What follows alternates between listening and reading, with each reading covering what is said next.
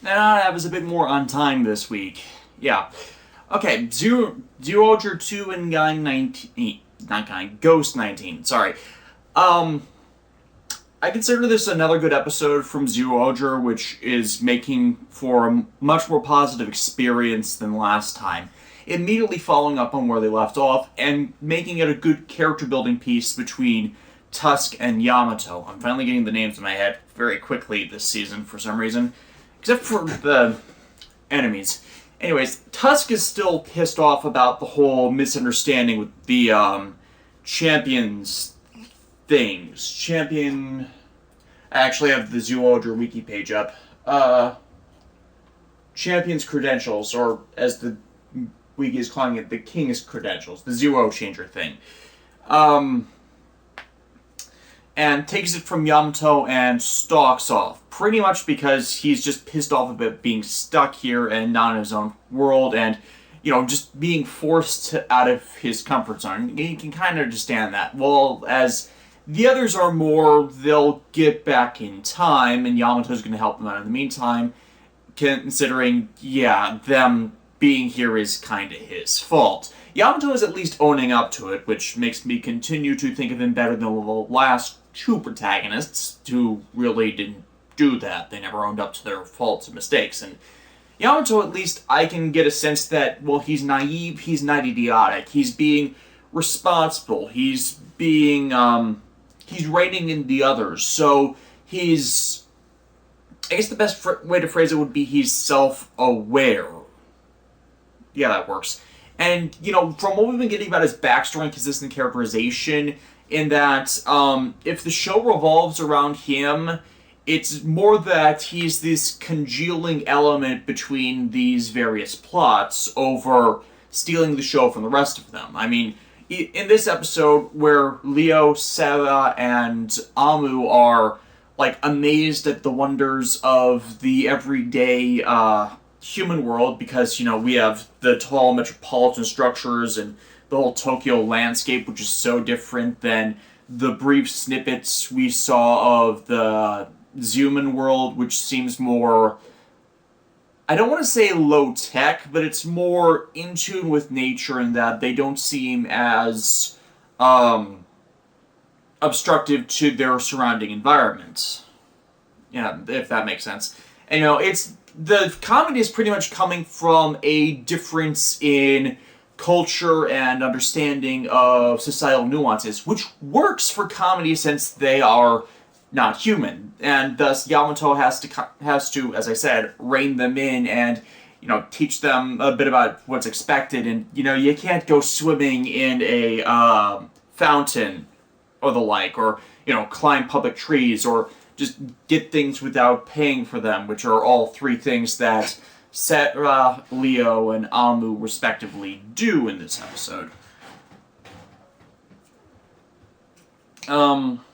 Tusk is pretty much on his own, and it's kind of like feeling more about responsibilities as well, and expectations, and, they have stuff to do. He needs to find the missing champion key anyways. They don't exactly say why he's so obsessive about claiming these back, and, I thought they kind of settled the whole he stole it thing in the last episode, considering, he would have been too young, and there are 6, he only has the 5th. Speaking of which, once again, that was good setup for Zyuo the World when he finally gets involved. But, it feels like he's been obstinate just because he doesn't like the situation he's stuck in with everyone else. But Yamato eventually gets him to open up by giving a bit more of his backstory, in that when he was a kid, he was given the Champion's Key by, I'm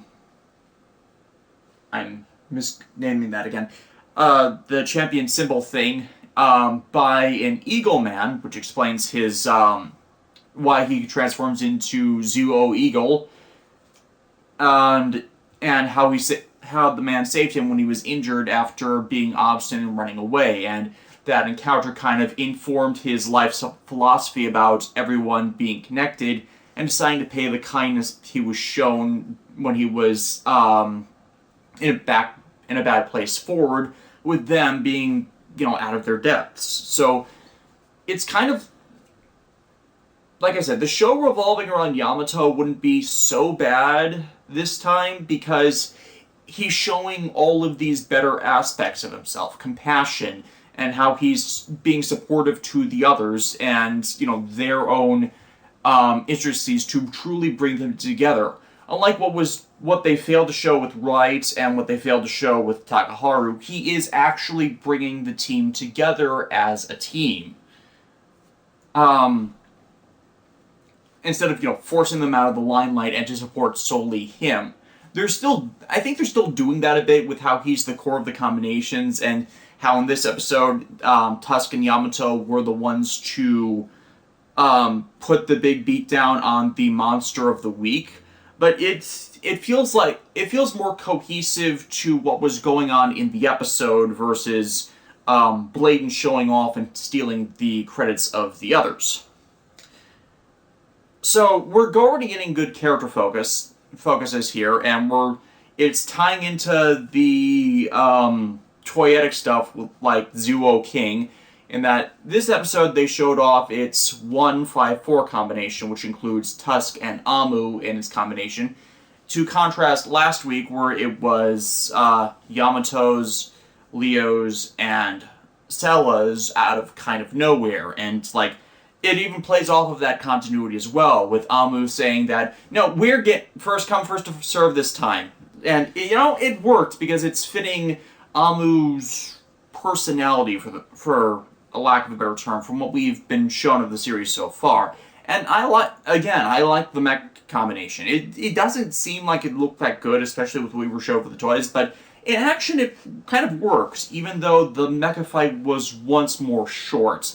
I actually went back and checked the episode pacing. It is better split this time, in that they dedicate the first 10, 11 minutes of the episode to character stuff, then they build up to the fight scene with the villains part of it before deploying the monster, and then it's building up to their first real unification as a team, and, then about 5-6 minutes of them showing off their abilities and strengths, and it's a bit more fantastical, and they're probably not going to do this every episode, sequence of special effects. And yeah, I can buy that, considering this is still the build-up and starting of the series, so yeah, you kind of need to do that. And if you dial it back in later episodes to when you're just fighting a monster of the week to them taking up a bit less of the time, it'd be better pacing than what we've been getting in Ninja, where it was 5 minutes plot, the rest fight scene. So, yeah, not bad. Once again, the mecha fight was unusually short, just there to show off the mecha stuff, which, if you're gonna have it, might as well use it. A bit more of an exchange wouldn't have hurt that much. Maybe show how they can actively switch between the mecha cubes for the different combinations and show off their specialties. Maybe we'll do that in a later episode, but considering we already have scans of the next few mecha that's going to become part of the arsenal, I kind of doubt that. We're also introduced to Yamato's uncle, who he shares a house with, and he is a animal woodcarver, and his bit is he dresses up as animals to get inspiration on kind of how they move, how they act, how they feel, which is, I guess, an artistic inspiration for how to best sculpt them in realistic and it looks so real ways. And, since he's a kind of creative person, I can see that kind of working. It's just that it seems a bit silly, but not too bad, all things considered, for a supporting at-home character. The thing that kind of annoys me a bit in that is that they're going to be hiding that there's humans from the dudes, so it's not going to work very well, considering Leo, Amusa, and Tusk, at least once each in this episode, transform into the human forms on top of them. And, I think they could have built a better dynamic where if the guy saw them, freaked out, they explained, and then he becomes so fascinated by them because this is kind of the reverse of what he's doing. He's dressing up as an animal to kind of get in the heads of the creatures, whereas they are animal people disguising themselves as humans. So it's kind of a he could get more inspiration by actually talking to someone who is part animal, I guess. It feels like a missed opportunity, but it also fits the kind of silliness we've seen with previous series where you try and keep a secret from someone you're constantly around, the whole secret identity silliness thing. So it's not too bad, and overall it's another good outing for Zyuohger, and I hope is reflective of how the rest of the series is going to go. Ghost is kind of weird to me this week because the Ganma, the monster of the story arc, because we're getting finally into the two-parters that allow for more time for character, is, well, it's painting and distorting things. It's painting, creating a transformative effect on what it's capturing, so that the painted image becomes this transforms what the image of what it was painted into the painted image. And it's all abstract art, which I guess fits Akari's character and how she's very appreciative of it, since she's an intelligent person, and generally intelligent people like the intellectual challenge of appreciating abstract art, because it can look like so many things on what it was intended to be, and so it's all becomes personal interpretation. That's at least what I'm getting to it from what I remember of my art classes. So it fits her character, and it fits Onari's character for him to be kind of hostile towards this Ganma, because one of the things he painted was Onari's head, so his head kind of started to get mutated, and his reaction was actually legitimately funny in this episode. But what's strange is Takeru tries to befriend him as, after they see how it's acting and how it's becoming passionate, it's acting in contrast to what they've been shown and have seen with the Ganma up to now. So the role Takeru takes in this is trying to befriend it so it won't harm other people, and kind of encouraging it to not inflict itself upon others just to satisfy this passion, because there's got to be a way for its manifested powers to not affect people, and it's still able to make images. Granted, it's being manipulated in this pursuit by Igor, who uses its transformative power as a distraction while he goes into a transformed building and absorbs, I don't know, information or something. It might be part of a bigger plot. Will be filled in on next episode. But the really exciting thing is that we got to see Thane Camus in this episode very briefly, and he's going to be part of the next episode, as he was possessed by a ghost icon, and I'm very excited about that. If you might remember from previous vlogs concerning Garo, Thane Camus played Ring, the villain of the miniseries / two-part movie Zero Black Blood, which I find an absolutely excellent event and what really inspired me to get into Garo, and then he appeared in a later episode of Garo Makai no Hana, which was also very good. So I'm very excited to see him in Kamen Rider, and I'm curious on how they're going to apply him as being a villain, since he is now possessed by a Ganma icon. Maybe as part of Igor's plan. I'm not certain how they're going in the direction with that. But with the Painter Ganma thing, it's kind of paralleling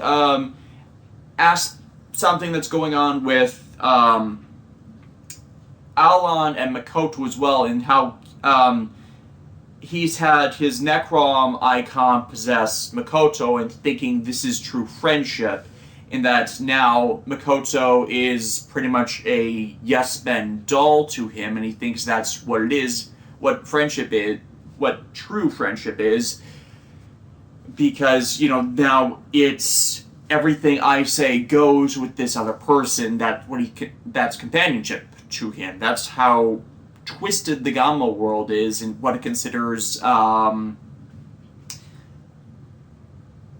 interpersonal relations. It's part of their whole false utopia. There are no war. There are no wars. There is no rebellion. Everyone is united because everybody else is stuffed out, or these feelings are exterminated. And I guess that's what's helping with the painter Ganma in not in thinking he's just a naive child, because he doesn't know how to deal with these foreign aspects of themselves. So they're just, they're embracing that passion, and it's confusing. It's confounding to the other Ganma. And I always like seeing villainous faction members not all being conscribed to their plans. I mean, some of my favorite Showa era writer shows that have done that were, of course, Amazon and the Whale with the Mole Mutant, not Mutant, Beastman, him being one of the best examples, and then later on with the Whale Mutant in Black, both great examples of such working to the show's strengths as opposed to turning them into a weakness. And I'm pretty damn certain they're going to be killing off the Painter Ganma in the next episode, but even for a bit, it shows it's kind of progressing to the points that... Oh, Drive with Roidmune 076 as well. But, you kind of had a complicated conflict with the Roidmunes in the first place, in that their evilness was forced upon a bunch of them, and the complex emotional spectrum was something the others had to find new aspects to anyways. So it's not that applicable, considering there were multiple. They weren't intrinsically from birth evil. Yes. So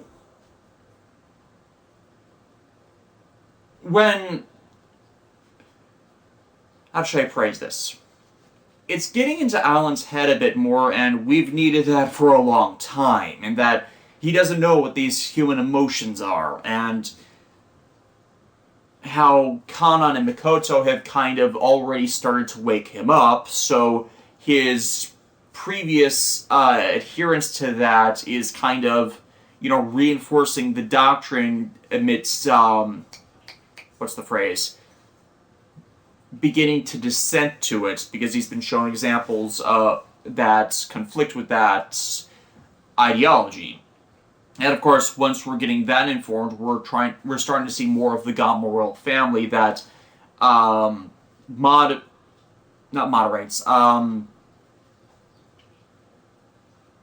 again, forgetting the word I want to use, enforces this status quo upon the Ganma world. So I'm glad that we're finally getting some depth to this, and the Ganma's ultimate motives, expanding their rule to this world and bringing it into an ordered society. We're just not quite sure yet how they're going to do that.